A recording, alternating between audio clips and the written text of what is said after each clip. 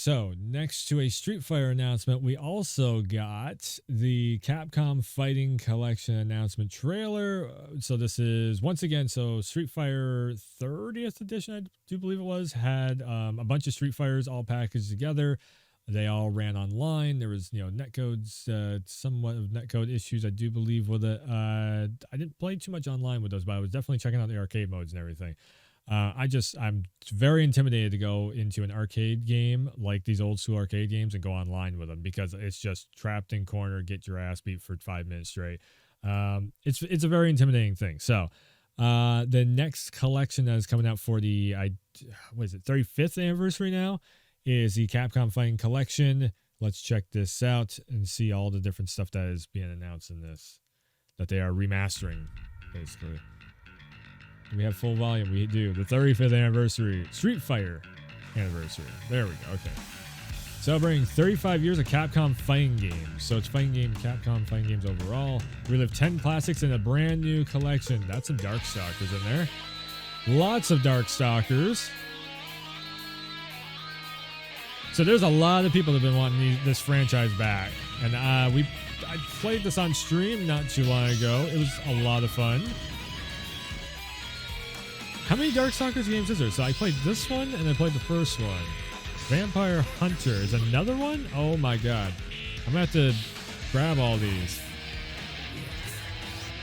Which systems were all these on? Did I check out the PS1 titles? Cyberboy? This is...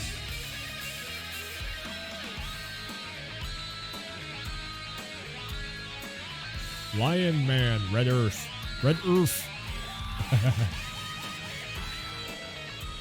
Capcom's been making great games for years, for decades. Street Fighter! The Anniversary Edition. Yeah. Was it Puzzle Pocket Fighter something? Super Gem Fighter, that's what it was. Hiya! The puzzly games. Puzzle Fighter 2. Very cool that we get to see, and the artworks and all that too, so you can see how they came up with all the designs and stuff. Super cool seeing these collections and all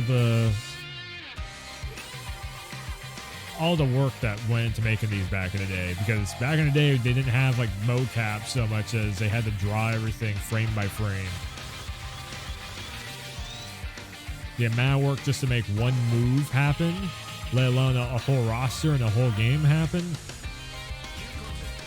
So much dedication, hard work, and blood, sweat, and tears going into they made their fingers bleed drawing so much.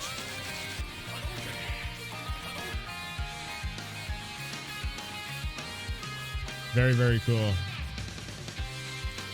So this all has rollback netcode in it, so it's like the best kind of situation for online.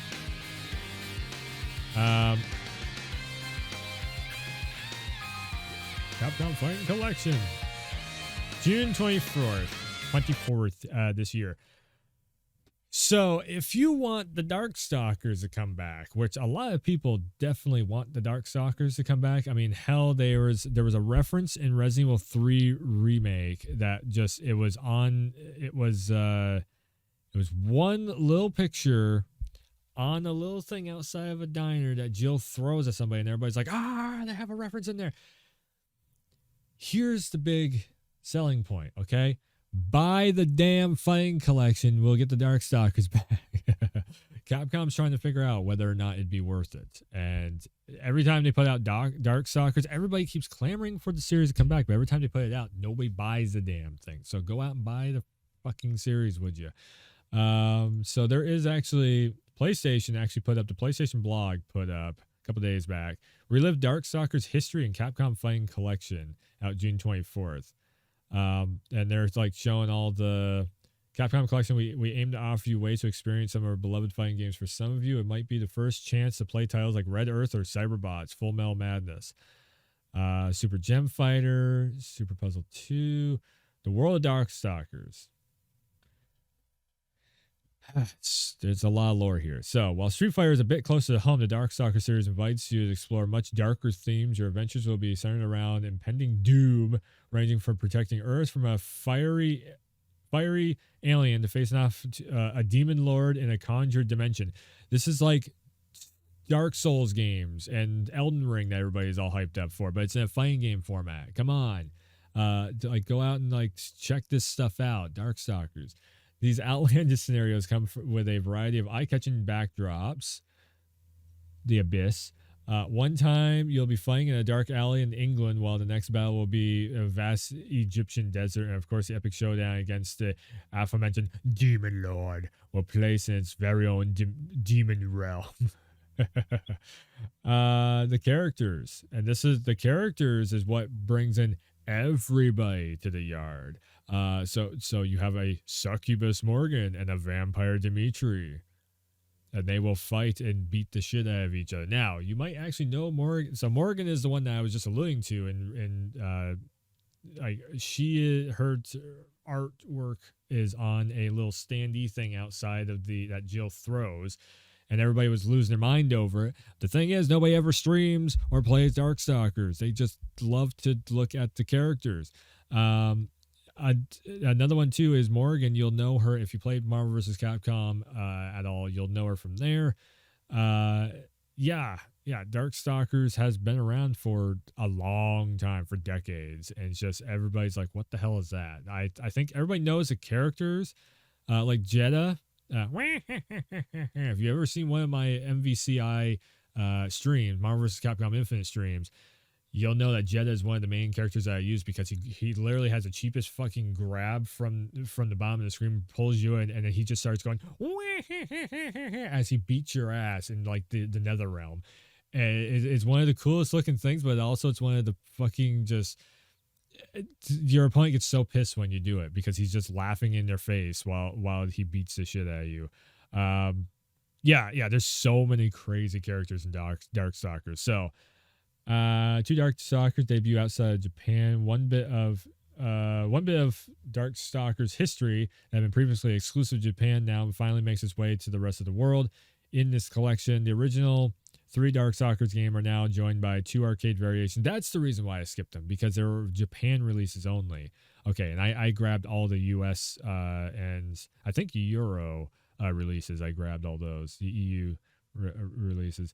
The latter 2 games, Vampire Hunter 2 and Vampire Savior 2, are both derived from Vampire Savior. They share the same name, Frantic Round System. Excited to bring these arcade classics to Western players. All 10 games will have online play powered by robust rollback netcode, which is good, because that means even if there's like a really bad connection, the rollback netcode can, for the most part, make it playable. So you're going to have very super well done connections on this if the rollback is implemented the correct way. And that's the thing that we don't quite know just yet.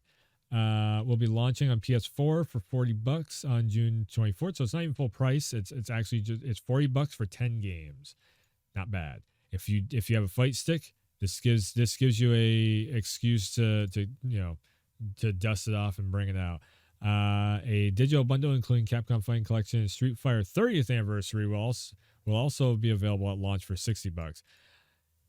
You know what? I'm going to go out on a limb and say, if you have a Capcom Fighting, the Street Fighter 30th Anniversary Collection, give us this for a discount. Let us upgrade to the 35th Anniversary, the Capcom Fighting Collection. Like, let's like actually do like an upgrade thing of like $20 and you get the new thing. I mean, shit, 60. So that'd be what, 40 and then $20 upgrade for the full $60. And they're still technically making their full money asking price for it. Is people going to actually pick this up? Are people actually going to play it? Who knows? But this is a good way of like Capcom testing the waters. If you want Darkstalkers back, then hell yes. You're going to have to. That's the thing. You got to vote with your money right now for this. So if you want this thing June 24th. Imagine these characters. Let's go on imagination trip for a second. Imagine these characters, but modern day looking. Imagine even more so if they kept the 2D, the very 2D aspect of this, and they made like a modern day version of like a 2D fighter, and it pushed Capcom into. So if you don't like the realistic look of Capcom or Street Fighter 6, this could be the chance that you get Street Fighter to go full on 2D again. If they could do it with this one and do it a little bit lower budget wise, they could do it with Street Fighter and do even bigger budget and do even more with it. Think about that for a second. So, like I said, there's multiple reasons why it'd be a great idea for everyone to go out and pick up the Darkstalkers collection. That's what you might as well call it. The Capcom Fighting Collection. It's the Darkstalkers collection. The Street Fighter titles are just there to kind of entice people to buy it for the puzzle fighting and such. Because they don't know. Like, that's the thing. They don't know if Darkstalkers would actually sell in this collection. You're like half the collection is Darkstalkers titles that never sold well before. So this is Capcom's way of being like, okay, well, you get the Street Fighter in here. What about the Darkstalkers one? Are you guys going to start posting up? You know, I think I've probably seen more fan art and cosplay of Darkstalkers stuff than people actually putting up gameplay, and that's just like, huh. So anyways, yeah, that's the Capcom Fighting Collection. There's a lot of stuff that came out of Capcom Cup, and yeah, we're in the midst of another run of fighting games, so it's pretty cool seeing that. Who knows? Maybe something that maybe Capcom's fighting game division can get a much needed break, and they can come out with some really cool stuff with Darkstalkers and Street Fighter 6. We'll see. Anyways, that's going to do it for this one. Go and check the YouTube channel for a bunch of fighting game content if you want to see that of me getting frustrated, also kicking ass, and it's a bunch of yeah and why and ah. So lots of emotion goes into fighting games. But yes, I'll be back with more videos very soon. So hit that like and the subscribe and the bell. And thanks for tuning in. Thanks for stopping by. And as always, I will see ya next time.